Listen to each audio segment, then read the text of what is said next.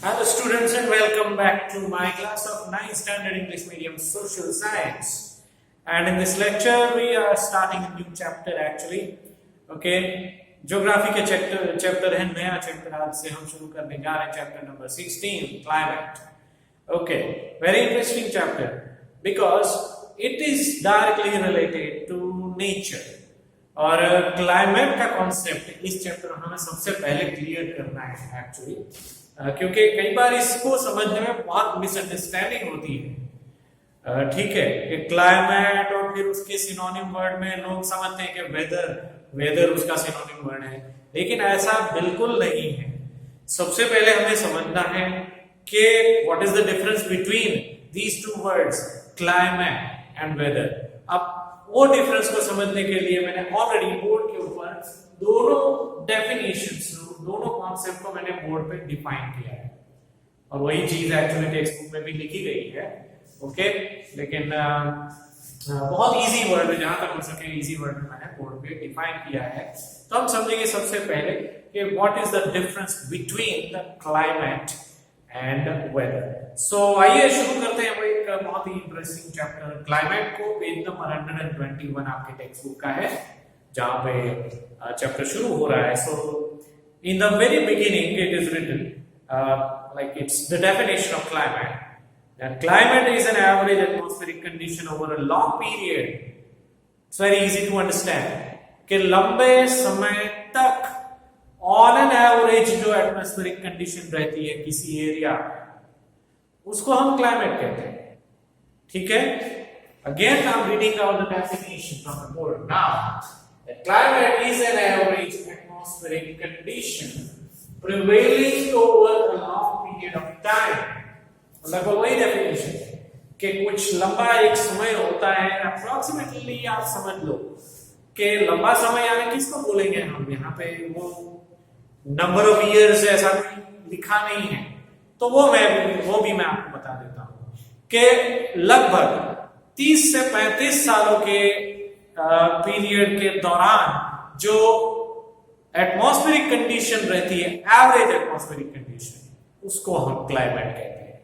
So it's very easy to understand. Okay, so हाँ, average atmospheric weather condition, ये word key word है, आपको याद रखना है।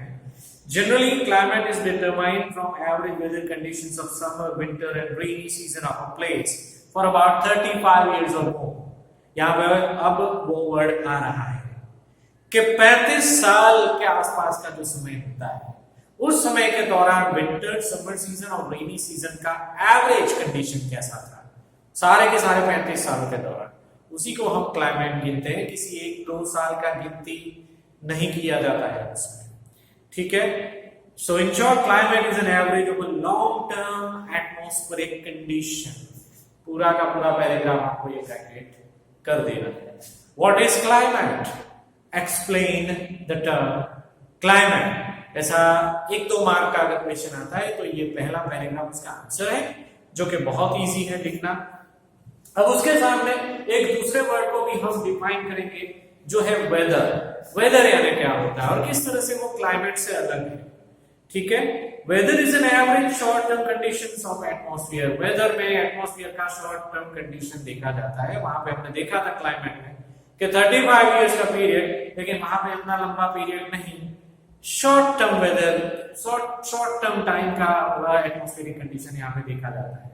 Weather can change at any time during a day. मान लो कि एक आध दिन है, एक ही दिन की बात अगर है तो एक ही दिन के समय के दौरान वेदर में चेंजेस आते हैं। आप लोग देख ही रहे हो आजकल की अगर हम बात करें, ठीक है, तो मॉनसून सीजन अभी चल रहा है और अभी मैं देख रहा हूं, like in case if I have a look outside the window, then there is a bright sunshine. I can see a bright sunshine, but I can never be sure for the rest of the day that it will be like this for the rest of the day. ठीक है, पूरा दिन ऐसा ही रहेगा ऐसा मैं नहीं कह सकता। हो सकता है कि दोपहर में बहुत सारे क्लाउड्स आ जाए, जैसे कि like on many occasions it has happened so far in the season. आपने देखा ही होगा कि सुबह धूप होती है, दोपहर को बहुत सारे क्लाउड्स होते हैं, क्लाउड्स बने रहते हैं और फिर शाम को या तो फिर रात को जोरदार बारिश होती है। कई बार ऐसा भी होता है कि क्लाउड्स होते हैं लेकिन बारिश नहीं होती है और फिर थोड़ी देर के बाद क्लाउड्स बिखर जाते हैं, then we witness a bright sunshine. So this kind of changing phenomena that we experience in a short period of time is known as weather. ठीक है, तो ये शॉर्ट टर्म की बात होती है. उसमें change in weather condition depends on air temperature. Weather condition में हम शॉर्ट टर्म को तो देखते ही हैं, लेकिन साथ में वो शॉर्ट टर्म के दौरान एयर टेम्परेचर क्या है, एयर प्रेशर क्या है, humidity, rain, fog, amount of clouds, ये सारी बातों को ध्यान पर लेते हैं. Weather affects our daily agricultural activities. आप लोग जानते ही हो कि इंडिया का मेन ऑक्यूपेशन है एग्रीकल्चर. ठीक है, तो वेदर का असर, सीधा असर हमारे जीवन पे तो है, होता ही है, लेकिन सबसे ज्यादा असर जो है वो एग्रीकल्चर के ऊपर होता है. Indian meteorological department publishes a daily weather map and report of the entire nation. ये स्टेटमेंट अंडरलाइन करना है. ठीक है, फिल इन द ब्लैंक्स या ऑब्जेक्टिव क्वेश्चन में बार बार आ चुका है और आएगा भी फ्यूचर में भी. ठीक है, कि अगर ऐसा क्वेश्चन आए कि dash publishes a daily weather map and report of the entire nation, आप टीवी न्यूज चैनल में या तो न्यूज़पेपर में जो पर्टिकुलर डे का जो वेदर है, जो कैसा रहेगा, उसकी जो इंफॉर्मेशन आप पढ़ते हो, इवन आजकल तो इंटरनेट पे भी ये वेदर की इंफॉर्मेशन हमें मिल जाती है. ठीक है, तो वो कौन जारी करता है, उसको पब्लिश करने का काम जो करता है वो एक गवर्नमेंट बॉडी है और उसका नाम है Indian meteorological department. Indian meteorological department, short में उसको IMD करके भी आप याद रख सकते हो. और वो डेली वेदर मैप जारी करते हैं. Daily weather map news channels में दिखाया जाता है, जिससे हमें पता चलता है कौन से एरिया में बारिश होने की संभावना है, कहाँ पे सनशाइन है, कहाँ पे ठंड है, कहाँ पे गर्मी है, वगैरह वगैरह हमें हर रोज पता चलता है. ठीक है, so map and report the entire nation. हर एक लाइक आपने डेफिनेटली देखा ही होगा, कभी कभार अगर आप न्यूज़पेपर, न्यूज चैनल्स अगर आप देखते होंगे तो वेदर रिपोर्ट एक छोटा सा एक होता है प्रेजेंटेशन 1-2 मिनट का, जिसमें मैप के साथ इंफॉर्मेशन दी जाती है अलग अलग एरिया में कैसा वेदर रहता है. सो कहने का मतलब वही है कि वेदर जो है वो डेली लेवल पे दिखने वाला एक शॉर्ट टर्म रिपोर्ट होता है, शॉर्ट टर्म एक अंदाजा होता है. ओके, तीसरा paragraph. India shows a large diversity in characteristic in climatic condition. जहां तक क्लाइमेटिक कंडीशन की बात करें तो जैसे हमारे कल्चर में बहुत डाइवर्सिटी है, वैसे क्लाइमेटिक कंडीशन में भी बहुत सारा डाइवर्सिटी है. Okay, seasons change in some part of the earth according to the wind direction. Okay, जो अर्थ के कुछ हिस्से हैं उसमें विंड की डायरेक्शन के अनुसार सीजन्स भी चेंज होती है. विंड का डायरेक्शन जैसे बदल जाता है, साउथ की ओर से, साउथ में से नॉर्थ की ओर आगे बढ़ने वाली जो विंड होती है, उसकी वजह से मॉनसून सीजन यहाँ पे आते हैं, क्योंकि वो अपने साथ क्लाउड्स, बहुत सारा पानी भर के जो क्लाउड्स होते हैं, पानी वाले क्लाउड्स, वो लेकर आते हैं और वही क्लाउड सारे नेशन में धीरे धीरे पहुंचते हैं. And from the June month onward till the end of September we can say that there is a monsoon season going on in the whole nation. तो ये होता है, ये नेचुरल फिनोमिनन होता है, वो विंड के डायरेक्शन की वजह से होता है. ठीक है, और उसी विंड को, उसके बारे में ज्यादा लिखा है यहाँ पे. So the winds which change their direction according to the season are called monsoon winds. जो हवाएं सीजन के मुताबिक कुछ महीनों के लिए या कुछ समय के लिए अपना डायरेक्शन चेंज करती है, उसको मॉनसून विंड्स कहा जाता है. तो again it's an important question, define monsoon winds और else what are monsoon winds. ऐसा क्वेश्चन अगर आता है, ठीक है, तो ये स्टेटमेंट आपको अंडरलाइन करना है. In fact third paragraph, page number 121 का जो थर्ड पैराग्राफ है, वहां पे उसका आंसर है the winds which change their direction according to the season are called monsoon winds. Okay, these winds are so named after the Arabic word मौसम. ये actually monsoon word है, इंग्लिश है, लेकिन वो डिराइव किया गया है अरेबिक वर्ड मौसम से. मौसम ये वर्ड भी आपने डेफिनेटली सुना, फारसी लैंग्वेज का वर्ड है, उर्दू में भी वही वर्ड इस्तेमाल होता है और हिंदी में भी हम मौसम, आज का मौसम बड़ा सुहाना है, ऐसा कुछ बोलते हैं. तो हिंदी में भी वही वर्ड चलता है, लेकिन उस वर्ड को थोड़ा सा ट्विस्ट करके, थोड़ा सा मॉडिफाई करके इंग्लिश में एक्सेप्ट किया गया, जिसको मॉनसून कहा जाता है। ठीक है, तो ऐसे काफी सारे वर्ड्स हैं जो इंग्लिश के, काफी वर्ड्स ऐसे हैं जो दूसरी भाषाओं में से आए हुए हैं। ठीक है, India, Sri Lanka, Bangladesh, Pakistan and Myanmar Asian countries which experience monsoon climate. India का क्लाइमेट जो है वो मॉनसून क्लाइमेट है। साथ ही साथ में एशिया के दूसरे देश जो है, जिसमें इंडिया के अलावा श्रीलंका, बांग्लादेश, पाकिस्तान, म्यांमार का भी समावेश हो जाता है, वो भी मॉनसून क्लाइमेट वाले कंट्रीज हैं। ओके, मॉनसून क्लाइमेट यानी मतलब उसका साफ है कि एक ऐसा देश जहां पे मॉनसून नाम से अलग सीजन होती है। अदरवाइज बहुत सारे ज्यादातर कंट्रीज ऐसे हैं जहां पे सिर्फ 2 सीजन होती है, विंटर एंड समर। ओके, इसका मतलब ये नहीं है कि वहां पे बारिश नहीं होती, बारिश होती है, लेकिन वो विंटर में भी हो सकती है और समर में भी हो सकती है। The rain can occur at any point of time. Okay, winter as well as summer. Winter season में, for example, extremely cold region में जो आने वाले कंट्री है, यूरोपियन नेशंस खास करके, I would like to say the entire European nations.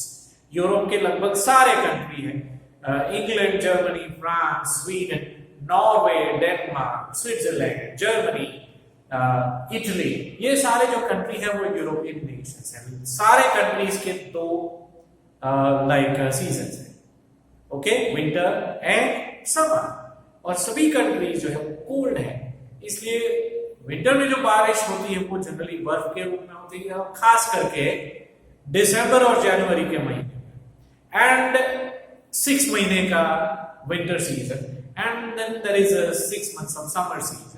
तो summer season में नॉर्मल वहां पे बारिश होती है, हफ्ते में 1 आध 2 बार तो बारिश डेफिनेटली होती है यूरोपियन कंट्रीज। ठीक है, अच्छी खासी बारिश वहां पे होती है, वहां पे कोई इरेगुलरिटी ऑफ रेन नहीं होता है जनरली। ठीक है, लेकिन कहने का मतलब वही है कि मॉनसून नाम से अलग सीजन वहां पे नहीं होता। Whereas in India and in some other Asian country जिसके नाम मैंने आपको आगे बढ़े, ठीक है, वहां पे मॉनसून का एक अलग से सीजन होता है, क्योंकि उसी समय के दौरान बारिश होती है। विंटर में नहीं होती है, समर में नहीं, कभी कभार हो जाती है, very rare occasions, but otherwise rain in case of India occurs during the months of June to September. ये सब हमें ऑलरेडी पता है। तो याद अगर हमने पढ़ा जो इस लेसन का इंट्रोडक्शन था, जिसमें हमने कॉन्सेप्ट क्लियर किए कि क्लाइमेट क्या होता है, वो वेदर भी क्या होता है वो भी हमने समझा कि weather is an average short term condition of atmosphere. It's very easy definition for us to remember. Okay, इतना इंट्रोडक्शन लेने के बाद हमने ये भी समझा कि लाइक मॉनसून क्लाइमेट में आने वाले कंट्रीज, एशियन कंट्रीज कौन कौन से, इंक्लूडिंग इंडिया, वो भी हमने समझ लिया। अब आइए हम बात करेंगे बहुत ही इंपॉर्टेंट एक टॉपिक की, जिसका नाम है चेंज ऑफ सीजन।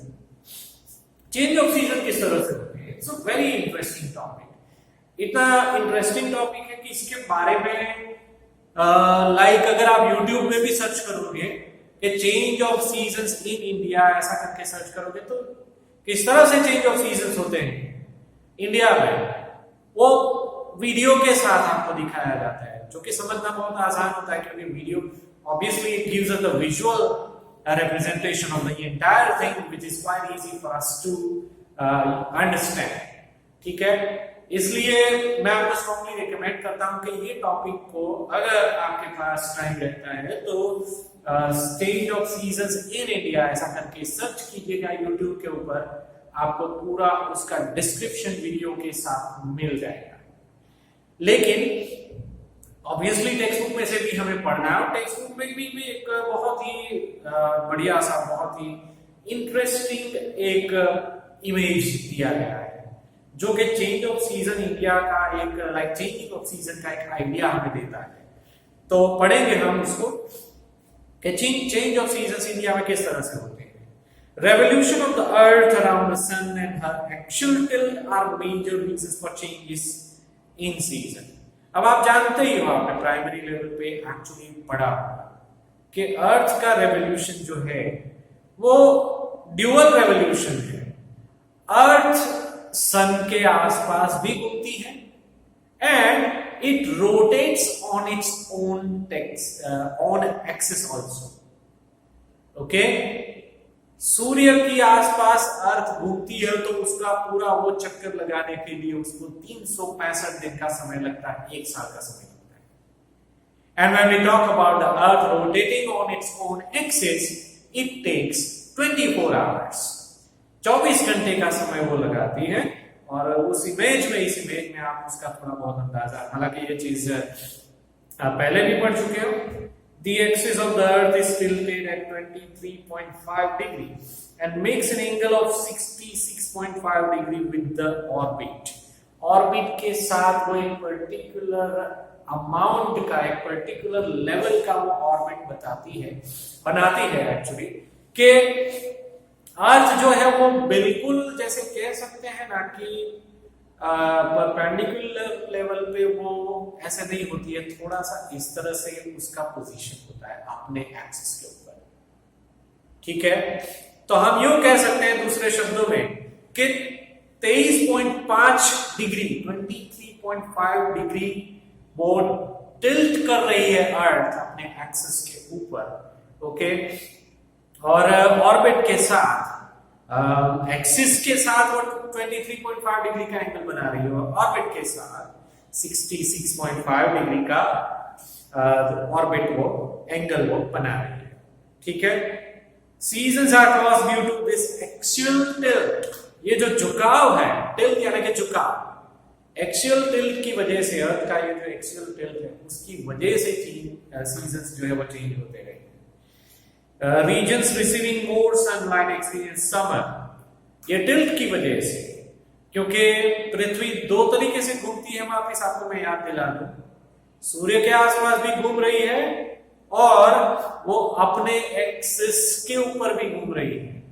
ठीक है, तो घूमने के चक्कर में जहां पे ज्यादा धूप पड़ती है उसका झुकाव कुछ इस तरह से है, जिसकी वजह से जिस एरिया में ज्यादा यानी कि सन रेज डायरेक्टली जिस रीजन में पड़ते हैं उस समय उस एरिया में समर सीजन चलता है। ठीक है, वही बात यहां पे एक्सप्लेन किया गया है। Sun rays fall vertically over the tropic of Capricorn on 22nd of December। इसको एग्जांपल के तौर पे लिया गया कि ट्रॉपिक ऑफ कैप्रिकॉर्न के ऊपर 22nd of December के दौरान, यानी कि उस समय के आसपास सूर्य की किरणें सीधी पड़ती है, इसलिए जाहिर सी बात है कि ट्रॉपिक ऑफ कैप्रिकॉर्न जो एरिया में से पास होता है, ओके, उस वक्त दिसंबर सीजन के दौरान, दिसंबर के महीनों के दौरान वहां पे समर सीजन होता है। So the southern hemisphere experiences summer and northern hemisphere experiences winter. Okay, जो हमारी पृथ्वी है वो दो हेमिस्फीयर में डिवाइड भी की गई है, नॉर्दर्न हेमिस्फीयर और सदर्न हेमिस्फीयर। हमारा कंट्री जो है वो नॉर्दर्न हेमिस्फीयर में आता है, रिमेंबर दिस। ओके, और कुछ गिने चुने कंट्रीज है, फॉर एग्जांपल ऑस्ट्रेलिया और न्यूजीलैंड, वो दोनों सदर्न हेमिस्फीयर में आते हैं।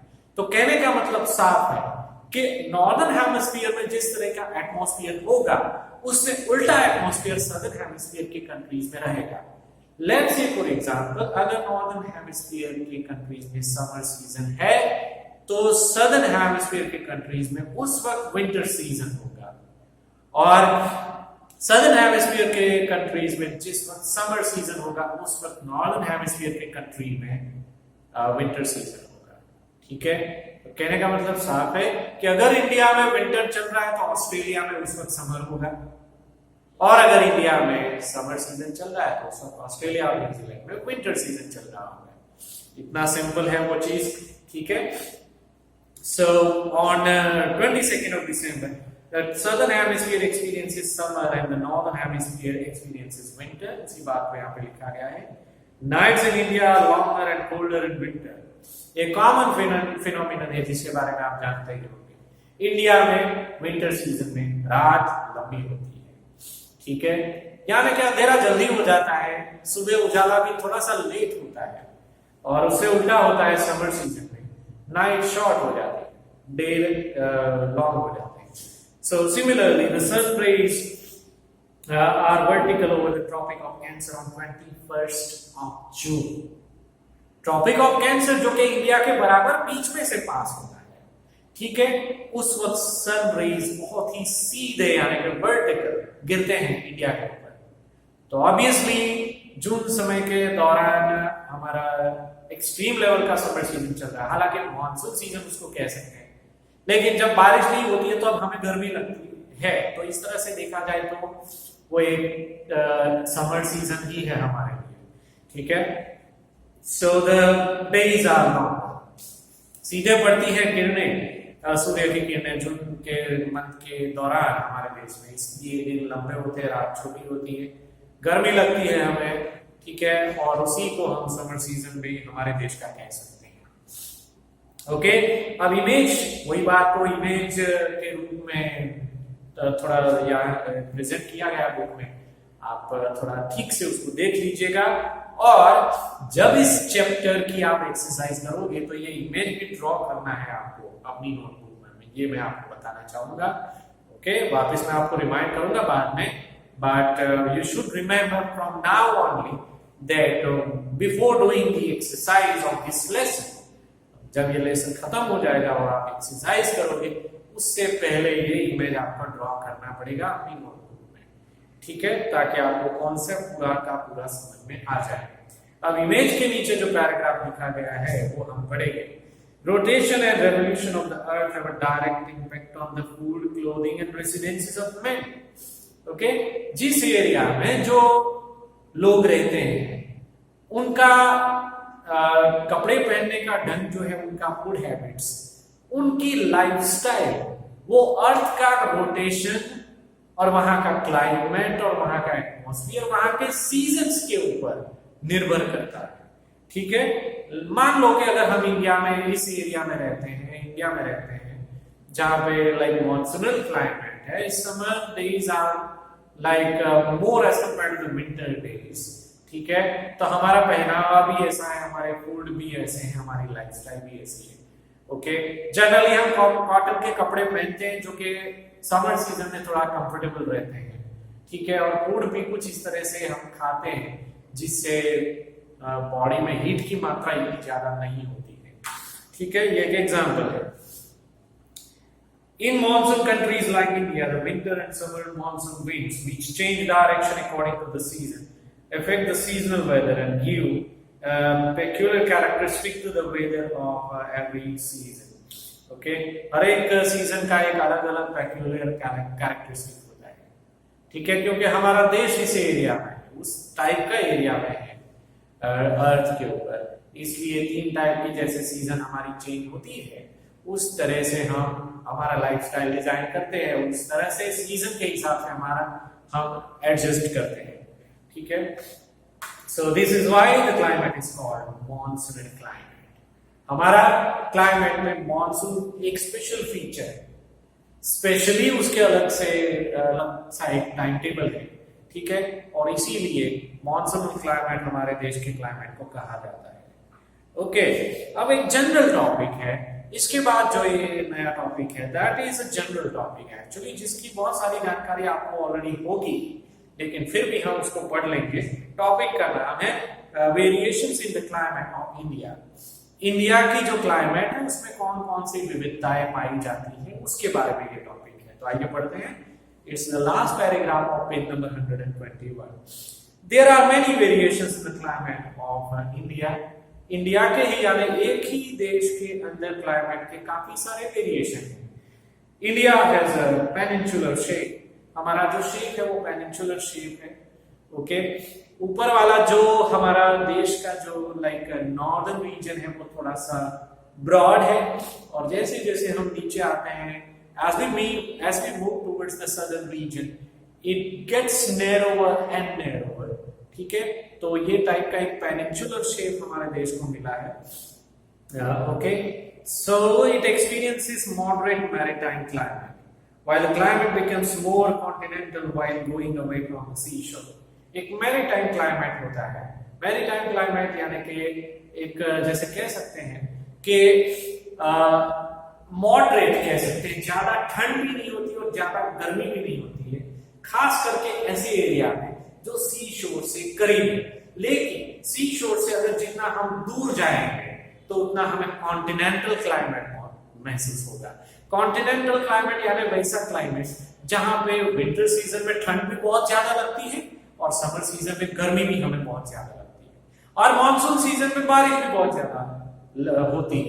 तो it is very difficult to adjust in such kind of situation, but somehow because we have lived in our country over a long period of time, so we have also learned how to adjust in such kind of situation of continental climate.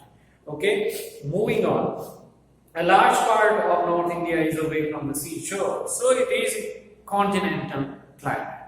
Seashore से पूरा north India जो है वो सी शोर से दूर है, वहां पे समंदर नहीं है, इसलिए वहां पे कॉन्टिनेंटल क्लाइमेट है। जैसा मैंने आपको आगे बताया, विंटर में बहुत ज्यादा ठंड होती है, समर में बहुत ज्यादा गर्मी लगती है, और कुछ एरिया ऐसे भी है जहाँ पे मानसून सीजन में बहुत सारा बारिश भी होता है। ठीक है, इसलिए वहां का क्लाइमेट हम कॉन्टिनेंटल क्लाइमेट जरूर कह सकते हैं। The tropic of Cancer passes almost through the middle of India. Tropic of Cancer जो है वो इंडिया के बराबर बीच में से पास होता है, ये भी आप जानते होंगे। Area to the south of it falls in the torrid zone. South का जो एरिया है, ठीक है, वो टोरिड जोन में पड़ता है। टोरिड जोन का मतलब होता है कि जहां पे बहुत ज्यादा बारिश होती है उसको हम टोरिड जोन कहते हैं। ओके, जो बहुत ज्यादा बारिश वाला एरिया होता है उसको टोरिड जोन कहा जाता है। तो साउथ इंडिया का एक ऐसा एरिया है जिसको हम टोरिड जोन कह सकते हैं, जबकि नॉर्थ इंडिया का जो एरिया है उसको हम टेम्परेट जोन कह सकते हैं। As a result, there is a large difference in the temperature and rainfall in different parts of the country.